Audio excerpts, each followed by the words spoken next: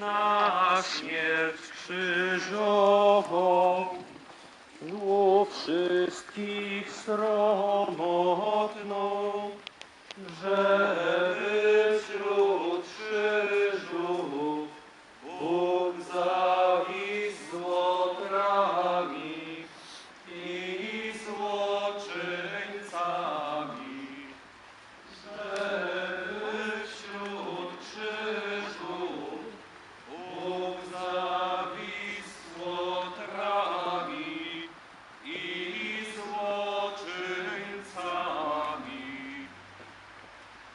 Gromadzą się na tych kalwaryjskich wzgórzach.